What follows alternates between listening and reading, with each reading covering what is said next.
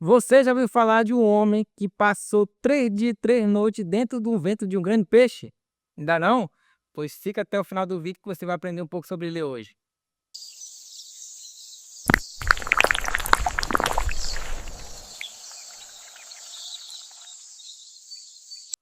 Olá, meninos e meninas, paz do Senhor, tudo na paz? Estamos aqui mais uma vez com ela, com a poderosa palavra do Senhor. E é isso aí, você olhou no título do vídeo, quem é Jonas? Quem foi Jonas? Certo? Talvez a maioria aqui já ouviu falar, mas tem pessoas que não. E aí vão ler lá o que diz aqui a Bíblia, certo? Livro do profeta Jonas, capítulo 1, versículo 1 diz assim: a palavra do Senhor veio a Jonas, filho de Amitai. Versículo 2: vai agora à grande cidade de Nínive e prega contra ela, porque a sua maldade subiu até mim.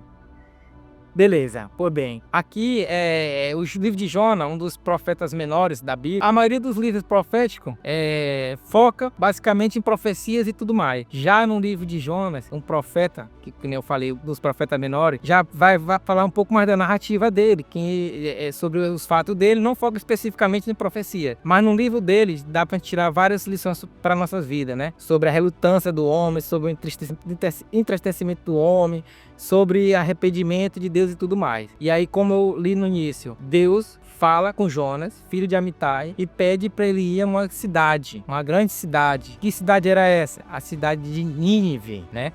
Essa cidade fazia parte do Império Romano, a capital do Império da Síria, perdão. Uma grande cidade, tinha mais de 120 mil pessoas. E essa cidade fazia maior, vamos dizer assim, farra, zorra total. Era uma Sodoma e Gomorra da vida. Destruição, loucuras, adultério, né?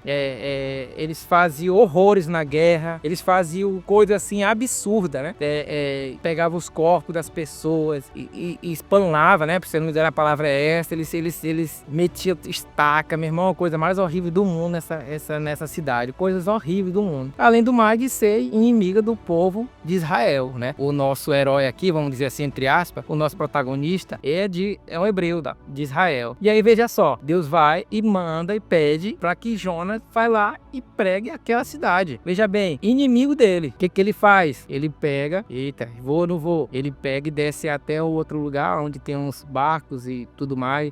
Desce a Jope, né? A Bíblia fala em Jope. E de lá ele paga a passagem e vai para outra cidade, fugindo da presença de Deus, fugindo da ordem que Deus deu para ele. Deus pediu para que ele fosse para Nínive, ele simplesmente tenta fugir, como se isso fosse possível, né? Como fugir da presença de Deus. Como hoje muitas pessoas nós tenta às vezes fugir de Deus, esconder de Deus, como se isso fosse possível. E aí ele vai para outra cidade, e nessa cidade que ele no trajeto para essa cidade, né, no barco, no marinheiro lá que ele entra no barco, Deus manda uma grande tempestade no mar. E aí o tempestade para cá, tempestade para lá, e o barco começa a virar e todo mundo preocupado, e os marinheiros ali e Jonas lá dentro do barco. Nesse momento o Jonas está dormindo no porão e todo mundo preocupado, e cada um diz assim: procura pelo teu Deus, clama pelo teu Deus, cada um procura pro seu Deus, mostrando que naquela época ali, naquele povo ali tinha vários deuses, cada um orando e intercedendo pro seu Deus. Enfim, o capitão, ele percebe que Jonas não tá lá, tá no porão e dormindo. Ele chega lá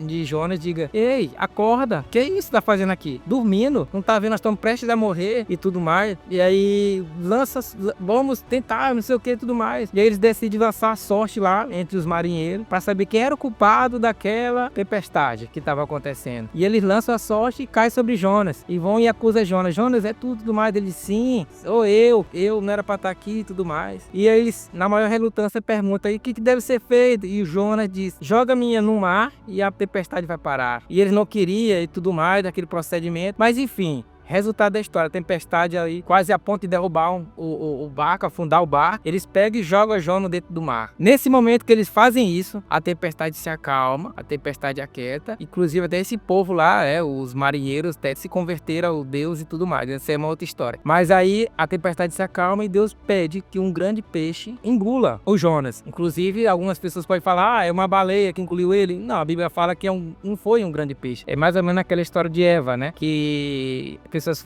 Adão e Eva no início, no jardim, que as pessoas falam que era uma maçã. A Bíblia diz que é uma fruta do conhecimento do bem e do mal, né? Enfim, a Bíblia não revela que foi uma baleia. Pode ser, mas isso daí não vem ao caso, sendo que a Bíblia diz que é um grande peixe. E lá, aí a história, ele passa 3 dias e 3 noites lá nesse lugar, dentro do ventre do peixe. E lá ele se arrepende, ele ora e pede a Deus. E Deus, como compassivo e misericordioso, ele ordena que o anjo vá, o peixe vá até a praia e vomite Jonas, né? E quando ele vomita Jonas, e a palavra do Senhor veio novamente a ele, dizendo para ele ir lá na cidade de Nínive e pregue a palavra de Deus. E aí ele vai, dessa vez ele vai para o lugar correto. Ele vai até a cidade de Nínive e talvez uma das, vamos dizer assim, talvez uma das pregações mais curtas da Bíblia, né? Registrada na Bíblia. Ele vai lá e simplesmente prega a palavra dizendo: olha, vocês se arrependam, senão vocês vão morrer. Venham, se arrependam, vocês estão em total pecado e tudo mais. Uma mensagem bem simples. Se você não se arrepender daqui a 40 dias, Deus vai destruir a cidade, né? Aí até eu abri um parênteses aqui rapidinho, tá com 6 minutos, um parênteses rápido. Se você for observar que várias passagens na Bíblia tem esse número, 40, né? Foi 40 dias, 40 noites ali do dilúvio que acontecia. Em outros casos também, né? 40 dias que Jesus ficou aqui depois de ressuscitado, ele passou 40 dias. O dilúvio foi 40 dias. O povo teve ligação lá pro deserto 40 anos. O povo em jejum 40 anos. Então a gente percebe que tem várias passagens que falam referente à questão do 40, né? Aí tem alguma coisa a ver? Não tem, a Bíblia não especifica basicamente o porquê, significado, mas a gente tem como entendimento que sempre quando tem uma questão de essa questão dos 40 dias, é geralmente uma abertura de um ciclo, vamos dizer assim. É um tempo de provação, é um tempo de se encerrar um ciclo e começar outro ciclo, entendeu? É sempre esse sentido, esse período aqui que se correlaciona, vamos dizer assim, se você me entende, entendeu? Então é esse período mesmo de provação, de novo ciclo, de encerramento de ciclo e iniciar outro, entendeu? É basicamente nesse tipo, é uma mudança, é uma transformação nesse período, geralmente nesse número, 40. E simplesmente Jonas vai lá e diz: olha, você não se arrepender, vocês vão morrer. O povo totalmente no caos, cidade totalmente à beira do colapso, vamos dizer assim. E aí, eles foram bem-aventurados, o povo de Nínive, porque é isso que é o detalhe, eles ouviram a palavra enviada por Deus através de Jonas, eles creram, e aí do menor ao maior naquela cidade, todos se arrependeram, inclusive até o rei se vestiu de pano de saco, de cinza, né, demonstrando ali luto, demonstrando tristeza,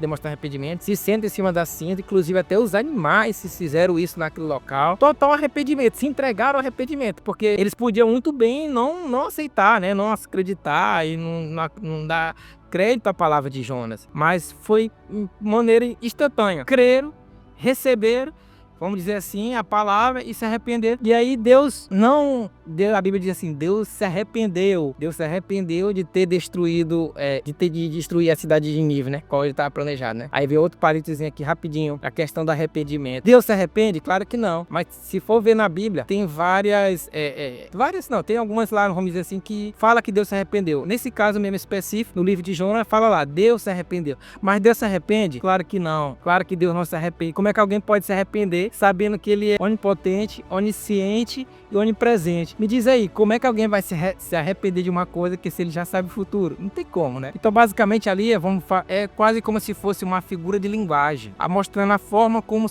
Deus se relaciona com o seu povo, com sua comunidade, né? Como ele interage conosco, trazendo aquele sentimento de Deus dele, que a gente não consegue entender, através de uma palavra para nossa vida, né?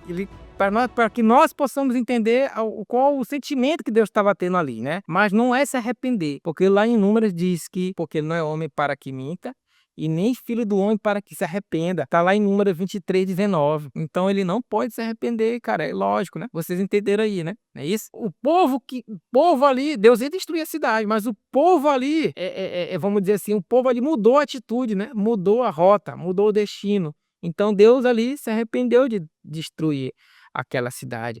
E todo o povo ali foram salvos e tudo mais. E aí, nesse momento, Jonas faz a missão dele lá, que tinha que ser feita, e saiu de lá. E foi para um outro lugar, assim, distante, um monte. E aí, de lá, ele constrói uma tenda, né? E aí, para ficar olhando como o que ia acontecer com aquela cidade. E tudo mais, justamente é isso. Deus perdoa, não acontece nada demais. E Jonas fica triste por isso, porque fazia parte do povo inimigo dele. E ele monta a tenda ali. E aí, esse era o motivo por qual Jonas não queria ir lá, porque justamente ele conhecia o Deus dele, é um Deus compassivo, é um Deus paciente, é um Deus misericordioso, entendeu? Deus sabia, e paciente, tudo mais. Então Jonas sabia que se ele fosse lá e pregasse, e eles crescem, ia acontecer justamente isso, e ele não queria que era inimigo dele. É isso que às vezes acontece, né? Que as pessoas, a Bíblia manda a gente orar pelos nossos inimigos, e às vezes a gente quer que aconteça o mal com os inimigos, nossos semelhantes dos inimigos. Não, eu sei que isso aí não é fácil a gente orar para o inimigo, orar para alguém que nos persegue, alguém que tá ali. Não é fácil a gente orar. Eu vou dizer que é fácil porque não é. Mas Deus manda nós orar por ele, né? E aí Jonas fica lá, pede até a morte para Deus. Ah, eu quero morrer e tudo mais, tudo mais. Aí Deus fala pro Jonas: Jonas, é razoável essa tua ira? É parecida, é importante tua ira. Enfim, aí ele constrói a tenda dele lá e tudo mais. E aí Deus faz crescer uma planta perto onde ele está lá se repousando, descansando.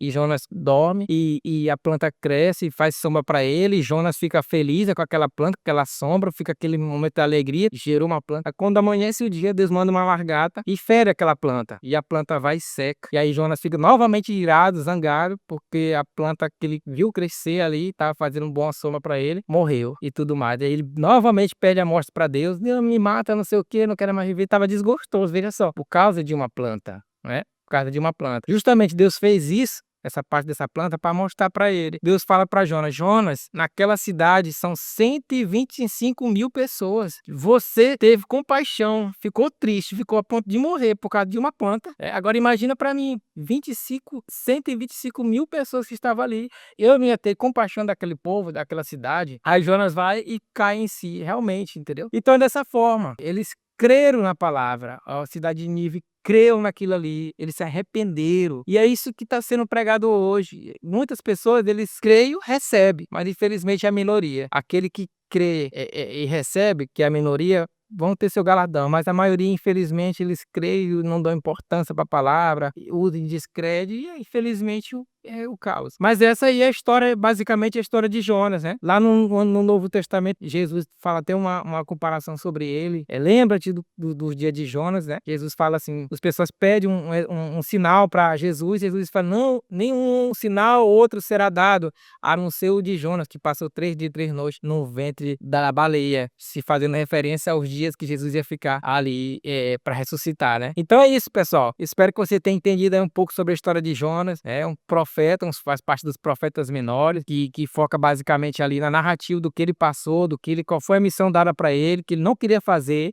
Ele não quis fazer no primeiro momento, mas aí ele foi e fez, né? Aquela história, né? A gente não quer fazer uma coisa, a gente não quer ir, mas se é a vontade de Deus, a gente tem que calçar o sapato, vestir a roupa e, ó, ir pra luta. E aí Deus vai nos abençoar, tá certo? E é isso aí, pessoal. O vídeo ficou um pouco mais... Tentei falar rápido, não sei se vocês perceberam isso aí, que eu tentei falar um pouco rápido pra sair logo aqui, pra não ficar comprido o vídeo, mas ficou um pouquinho, né? Porque é narrativa, é tudo mais, traz aquele contexto histórico bíblico. Mas enfim, é isso aí. E aí, você quer saber mais sobre outros personagens bíblicos? Dê uma olhadinha aqui nos nossos vídeos. Tem o Artesão de Deus, Mesalel, tem a Rod, tem o Mefibosete, e nós tem vários vídeos aqui, ó. Assista, dê o seu like lá, comente. Eu vou estar olhando todos os comentários, curtindo, tá bom? E Deus abençoe a vida de vocês, em nome de Jesus. Amém.